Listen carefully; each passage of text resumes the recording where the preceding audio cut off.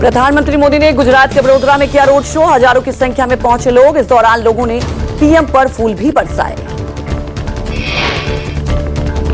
प्रधानमंत्री मोदी ने दाहोद लोकोमोटिव विनिर्माण संयंत्र का उद्घाटन किया। यह संयंत्र घरेलू परियोजना और निर्यात के लिए 9000 एचपी के इलेक्ट्रिक इंजन तैयार करेगा। ये इंजन भारतीय रेलवे की माल ढुलाई क्षमता बढ़ाने में मदद करेंगे। प्रधानमंत्री मोदी आज और कल गुजरात में रहेंगे। इस दौरान राज्य को 82,000 करोड़ रुपए से अधिक के विकास योजनाओं की सौगात देंगे। पीएम मोदी वडोदरा के बाद भुज और गांधीनगर का भी दौरा करेंगे। करोड़ों रुपए की विकास परियोजनाओं का उद्घाटन और शिलान्यास करेंगे। मानसून के दस्तक देने के साथ ही महाराष्ट्र समेत दक्षिण के कई राज्यों में भारी बारिश और जलजमाव। मुंबई, पुणे और सोलापुर में बारिश के हाल बेहाल। बारिश को लेकर रेड अलर्ट जारी। मानसून आते ही मुंबई की हालत खराब। भारी बारिश ने मचाया आफत। कई नदियां उफान पर। आईएमडी ने जारी किया अलर्ट। भारी बारिश के कारण मुंबई में कई जगह जलभराव की स्थिति। जेजे फ्लाईओवर के पास भरा पानी। मुंबई में औसतन 15 से 20 मिलीमीटर बारिश दर्ज। महाराष्ट्र में भारी बारिश के कारण जनजीवन पूरी तरह प्रभावित। मुंबई के कई हिस्सों में जलभराव। मौसम विभाग ने जारी किया अलर्ट। भारी बारिश के कारण मुंबई और पुणे में जलभराव। सड़क पर जलभराव के बीच टैक्सी, बाइक और निजी वाहनों के रफ्तार पर लगी ब्रेक। सैडहास्ट रोड और भायाकाला के बीच पानी भरने से पूरी तरह मध्य रेलवे ठप। भाईखला और मशीर स्टेशन के बीच रेलवे ट्रैक पर पानी भरा। ट्रैक पर पानी की वजह से मुंबई की लाइफलाइन पूरी तरह ठप। पानी भरने वाली जगहों पर रेलवे ने पानी निकासी के लिए पंप नहीं बिछाए। ट्रैक के बीच का पानी नहीं निकल रहा है। हाई टाइड से पहले अरब सागर का भयानक रूप। उफान पर समंदर। हाई टाइड की वजह से समंदर में उठी ऊंची ऊंची लहरें। हाई टाइड को देखते हुए जुहू बीच को पूरी तरह से खाली कराया गया। लाइफ सेविंग गार्ड बीच पर कर रहे हैं पेट्रोलिंग।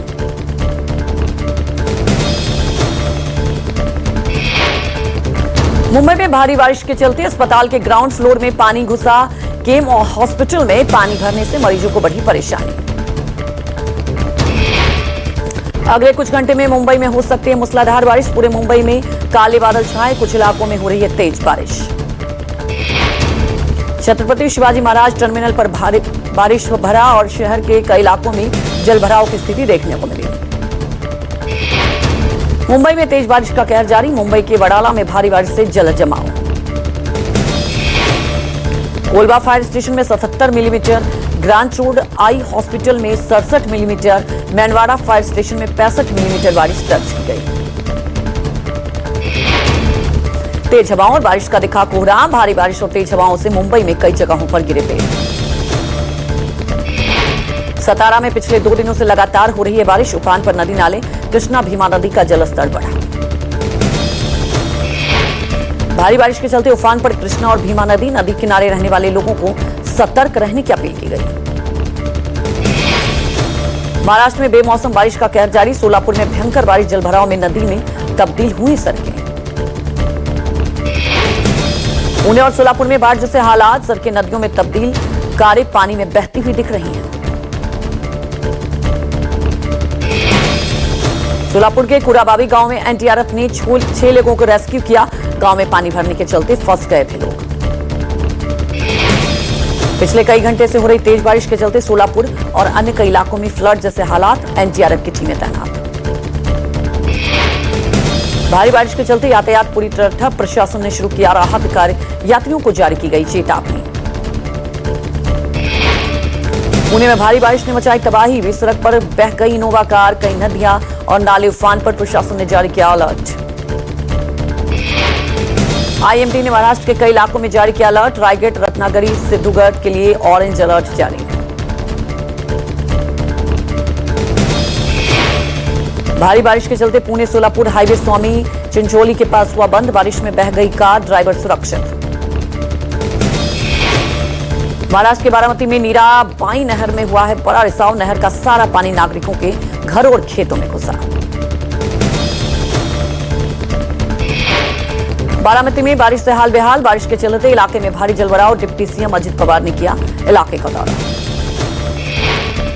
बारामती सांसद सुप्रिया सुले ने नागरिकों से सतर्क रहने की अपील की।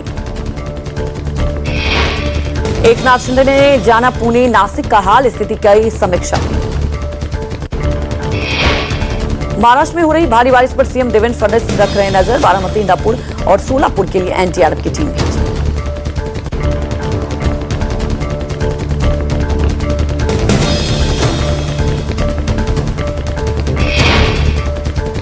गृहमंत्री अमित शाह के महाराष्ट्र दौरे का आज दूसरा दिन। शाह जामठा में नागपुर कैंसर संस्थान में कार्यक्रम में होंगे शामिल। अमित शाह नागपुर में कई परियोजनाओं की रखेंगे आधारशिला। अमित शाह नागपुर समेत नांदेड़ और मुंबई में कई कार्यक्रम में होंगे शामिल। कर्नाटक में कांग्रेस सरकार ने बीजेपी के 18 विधायकों को निलंबन किया वापस। निलंबित विधायकों को अपने किए पर जताया था अफसोस। कहा था कि आगे से विधानसभा में करेंगे अच्छा व्यवहार। अब ये सभी विधायक मानसून सत्र में ले सकेंगे भाग। 21 मार्च को स्पीकर पर कुर्सी और कागज फेंकने पर सदन से 18 विधायकों को कर दिया गया था सस्पेंड। यूट्यूबर ज्योति मल्होत्रा की आज हिसार कोर्ट में पेशी। ज्योति मल्होत्रा की आज 4 दिन की रिमांड छोड़ेगी खाती। रिमांड बढ़ाने को लेकर डिमांड कर सकती है पुलिस। फॉरेंसिक रिपोर्ट के आधार पर पुलिस जांच को और गहराई तक ले जाना चाहती है। पुलिस ने ज्योति के बैंक खातों की डिटेल भी जुटाई। ज्योति पर पाकिस्तान के लिए जासूसी करने का आरोप है।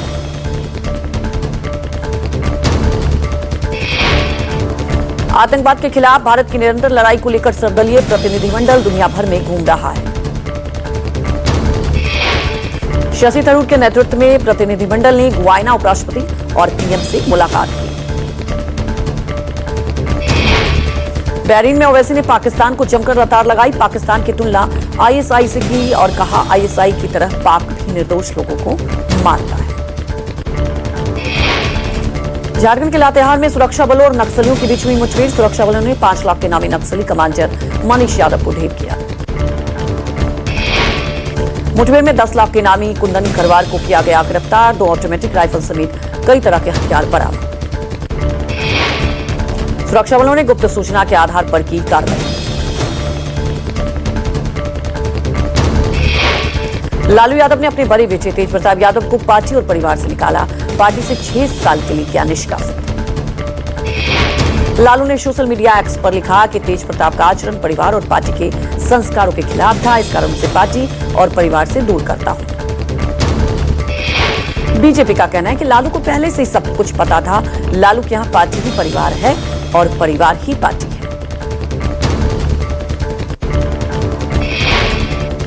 ऑपरेशन सिंदूर को लेकर बीजेपी नेताओं की अनावश्यक बयानबाजी पर प्रधानमंत्री मोदी की नाराजगी।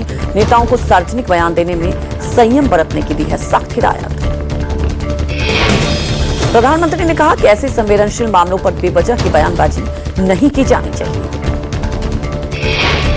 पीएम मोदी ने यह नसीहत एनडीए के मुख्यमंत्री और उप मुख्यमंत्रियों की बैठक के दौरान दी। हाल ही में मध्य प्रदेश हरियाणा के बीजेपी नेता अपनी बयानबाजी से पार्टी की करा चुके हैं किरकिरी।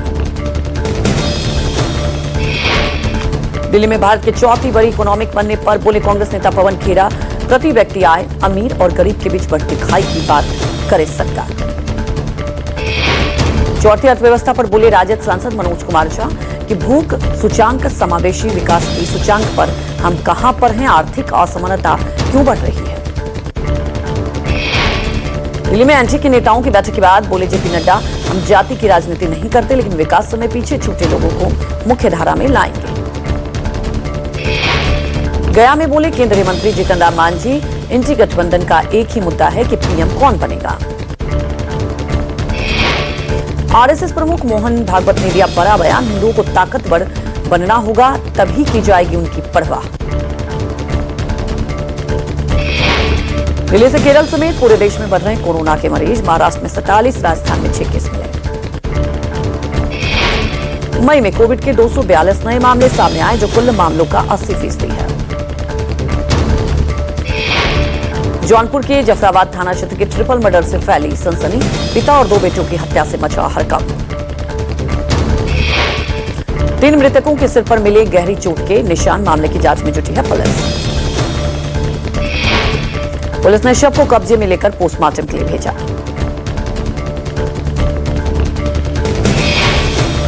नोएडा में पुलिस कांस्टेबल सौरभ की गोली लगने से मौत। गाजियाबाद के मसूरी थाना क्षेत्र में दबिश देने आया था सिपाही। बदमाश को पकड़ने आई पुलिस पर गांव वालों ने किया पथराव और फायरिंग, सिर में गोली लगने से सिपाही की मौत हुई। घायल सौरभ को पुलिस ने पहुंचाया अस्पताल, डॉक्टर्स ने मृत घोषित किया।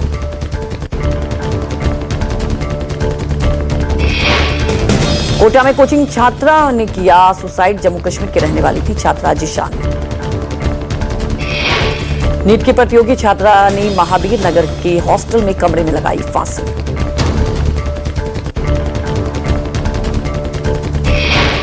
पुलिस ने मामले की जांच के लिए 4 टीमें बनाई। हमलावरों की तलाश लगातार जारी।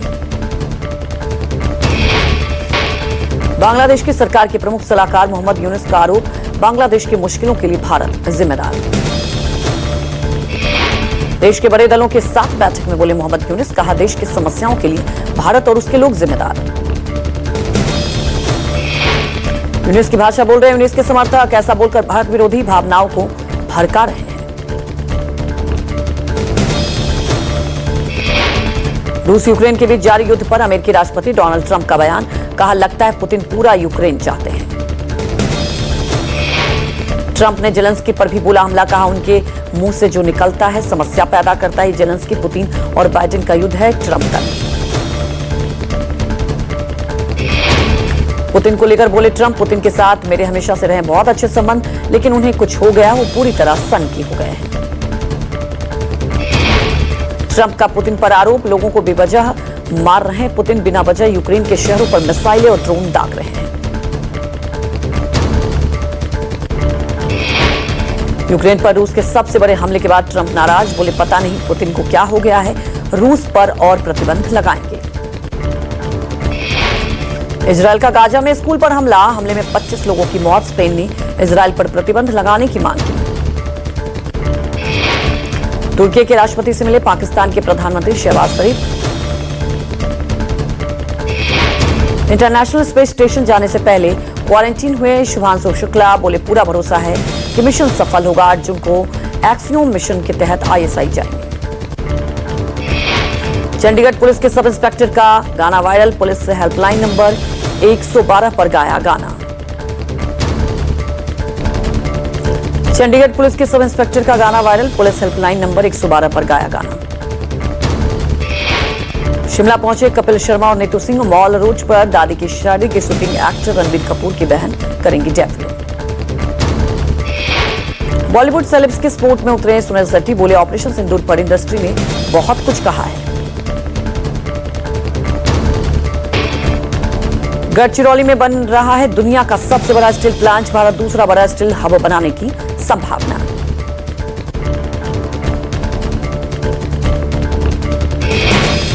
भारत में आईफोन के निर्माण पर बोले नीति आयोग, कहा भारत में दूसरे देशों के मुकाबले आईफोन बनाना सस्ता।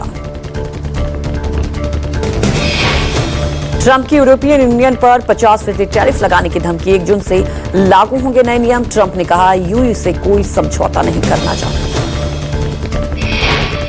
पीएफ पर 8.25% की ब्याज दर को वित्त मंत्रालय की मिली मंजूरी। 1 लाख करोड़ रुपए जमा करने पर मिलेगा 8,250। 7 करोड़ से ज्यादा कर्मचारियों को होगा फायदा। एप्पल भारत में ही बनाएगी आईफोन, दावा, कंपनी अमेरिकी राष्ट्रपति के दबाव में नहीं आएगी। ट्रंप ने धमकी दी थी कि अमेरिका में ही बने फोन।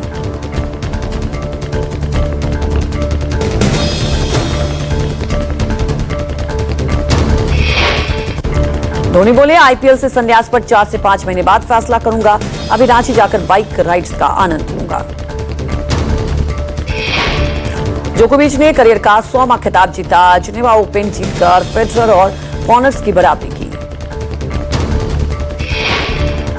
एमआई और पीबीकेएस के बीच होगा मुकाबला, सीजन में पहली बार आमने सामने होंगी दोनों टीमें।